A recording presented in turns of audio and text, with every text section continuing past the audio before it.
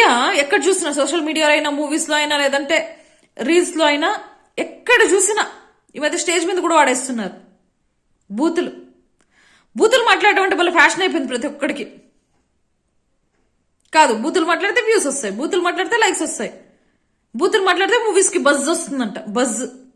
Buzz కోసం పాడాడంట బూతులు చంద్రహాస్.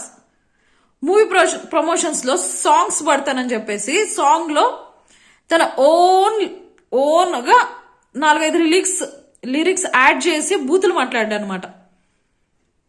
చూడండి, ఏంది ఇది? నాకు అర్థం కావట్లా. కాదు, మూవీస్ కి బజ్ క్రియేట్ చేయడానికి బూతులు మాట్లాడడం ఏంటి? ఆ యాటిట్యూడ్ ఏంటి? ఏదో స్టార్టింగ్ లో నీ కొన్ని ఇవి చూసి యాటిట్యూడ్ స్టార్ అని పేరు పెట్టారు. అది కాదని నిరూపించుకోవాల్సింది నువ్వే కదా. అదే కంటిన్యూ చేస్తే, యాటిట్యూడ్ చూపిస్తే జనాలు ఎక్కడ అట్రాక్ట్ అవుతారు? పెద్ద పెద్ద హీరోస్కే యాటిట్యూడ్ చూపించారు, జనాల ముందుకు వచ్చేసరికి అనుకువగా ఉంటారు. అప్కమింగ్ హీరో ఎలా ఉండాలి? జనాన్ని ఎలా అట్రాక్ట్ చేయాలి? మూవీకి ఇంకా ఇంకా ఇంకా యాడ్ ఆన్ ప్లస్సెస్ చేయాలి కానీ మైనసెస్ చేస్తారా?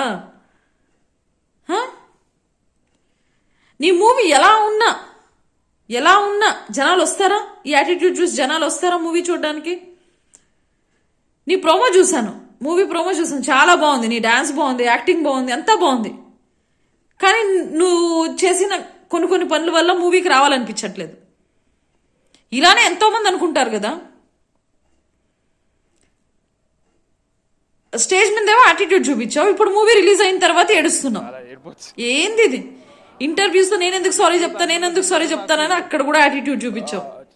మూవీ రిలీజ్ అయ్యాక ఎవ్వరు రాలేదు, బస్ క్రియేట్ అయింది.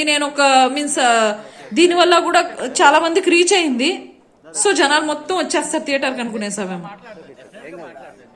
యాటిట్యూడ్ చూపించిన వాళ్ళు ఎక్కడికో వెళ్ళిపోయారు. జనాల్ని అట్రాక్ట్ చేయాలంటే చాలా అనుకువగా ఉండాలి. అర్థమవుతుందా? అండ్ ఇప్పుడు ఏడుస్తున్నాం. ఇది సామెత ఉందబ్బా, పెద్దవాళ్ళు చెప్తూ ఉన్నారు, అందితే జుట్టు అందకపోతే కాళ్ళు అనేసి. యాటిట్యూడ్ చూపిస్తూ జుట్టు పట్టుకుందాం అనుకున్నావు, జనాలు కాలు పట్టుకునేలాగా తీసుకొచ్చేసాను నిన్ను, నీ మూవీని చూడకుండా. నీలో ఎంత టాలెంట్ ఉన్నా వేస్ట్. అండ్ పాపం నీ మూవీ కోసం చాలా మంది కష్టపడి ఉంటారు, అంతమందికి నువ్వు నిరాశ మిగిలిచావు.